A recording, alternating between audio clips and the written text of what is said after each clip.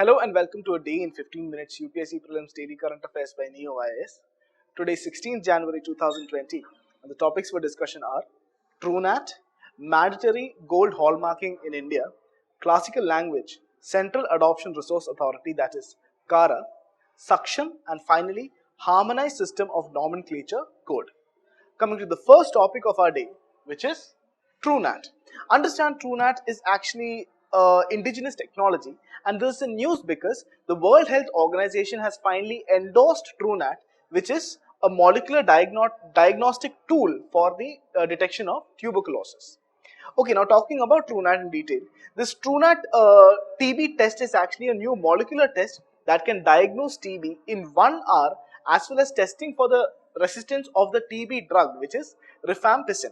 Okay, now understand this has been developed by the Indian firm Mall Biodiagnostics Private Limited in Goa, and its development has been funded by Big Tech Labs of India. Now coming and talking about the working of True Labs. Okay, now this test is actually works by the rapid detection of TB bacteria using the polymerase chain reaction technique. Okay, now basically what polymerase chain reaction is basically speaking is detection of a small DNA component of any so-called virus or bacteria and replicating or copying it multiple times so that a big batch of this DNA or this strand of DNA is obtained. Now this machine, that is the TrueNAT machine, will actually look for DNA specific to the TB bacteria, and if the machine actually detects such a DNA section, it then uses this polymerase chain reaction to basically copy or amplify the small segment of DNA, and this DNA can then be used in many different laboratory procedures. Now any resistance to the drug, which is rifampicin, if it is detected by this machine, then they start doing a second polymerase chain reaction, which is the reverse transcription polymerase chain reaction. Now in this machine, it takes 25 minutes to do the DNA extraction, and it takes another 35 minutes to diagnose TB, and then further it takes an additional 1 hour for the testing of rifampicin resistance. Now coming to the next topic of the day, which is mandatory gold hallmarking in India. Now this is in news because hallmarking of the gold jewelry in India has been made mandatory. Okay. Now talking about this, see, gold hallmarking is actually a purity certification of the precious metal, and it is voluntary in nature as of now. Presently it is voluntary in nature by the jewelers who are doing this. Okay. Now the BIS is already running a hallmarking scheme for gold jewelry since April 2000, and around 40% of the gold jewelry is being hallmarked currently. Now after this, the hallmarking will become a mandatory exercise, and it is going to start from January 15, 2021. So next year actually.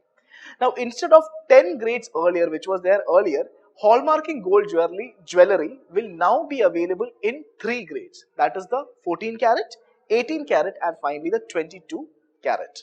Now these will actually contain 4 marks. That is the BIS mark, the purity in carat mark, the assay center's name, and finally the jeweler's certification mark.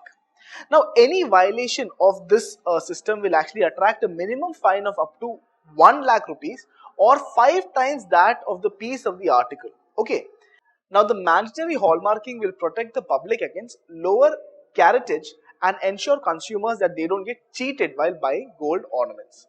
Now understand, India is the largest importer of gold, and all of this gold mainly caters to the demand of the jewelry industry. And in volume terms, the country imports 700 to 800 tons of gold annually. Now coming to the next topic, which is classical language. Now this is in news because at the recently concluded 93rd edition of the Akhila Bharatiya Marathi Sahitya Sammelan, a resolution was passed demanding that Marathi should be declared as a classical language. Now coming and talking about classical languages, a classical language in India is actually an official status within the Republic of India awarded by the Government of India. Now currently there are 6 languages that actually enjoys the classical status, and they are Tamil, Sanskrit, Kannada, Telugu, Malayalam and finally Odia. Okay. Now the criteria for declaring a language as a classical language are high antiquity of its early text or recorded history over a period of 1500 or to 2000 years. So it should be at least that many years old. Now, a body of ancient literature or text which is considered as a valuable heritage by generation of speakers is the second criteria. The third criteria being the literary tradition be original and not borrowed from any other speech community. Now, the fourth criteria is that the classical language and literature must be distinct and separated from that of the modern literature. Okay, so there can also be discontinuity between the classical language and its later form or its offshoots. Now, what are the benefits of a language which is notified as a classical language? Now, two major annual international awards for the scholars of eminence in classical languages is given. After that, a Center for Excellence for Studies in Classical Language is set up. The University Grants Commission is requested to create a certain number of professional chairs for the classical language which has been created. Now coming to the next topic, which is Central Adoption Resource Authority or CARA. Now CARA is in news because CARA had recently celebrated its 5th annual day in New Delhi. Now coming and talking about CARA, understand CARA is an apex body of the Government of India for promoting and facilitating in-country adoption and is designated as the central authority for regulating inter-country adoption. So both in-country and between India and some other country for adoption of children, CARA is the apex authority or the apex body. Now, CARA was designated as a statutory body under the Ministry of Women and Child Development on 15th of January 2016 under the provisions of the Juvenile Justice, Care and Protection of Children Act of 2015. Now understand, it functions as the nodal body for adoption of Indian children and it is designated as the central authority to deal with inter-country adoptions also. And this inter-country adoptions will be in accordance to the provisions of the Hague Convention on Inter-Country Adoption of 1993. Okay. Now this Hague Convention was ratified by the Indian government in 2003. Now, CARA primarily deals with adoption of orphans, abandoned children or surrendered children through its associated or recognized adoption agencies. Now coming to the next topic, which is Saksham. Now there is a news because Saksham is strengthening its footprint as a flagship fuel conservation mega campaign program of the country. Now Saksham is actually an annual 1-month long people-centric fuel conservation mega campaign of Petroleum Conservation Research Association under the aegis of Ministry of Petroleum and Natural Gas. Now coming and talking about Petroleum Conservation Research Association.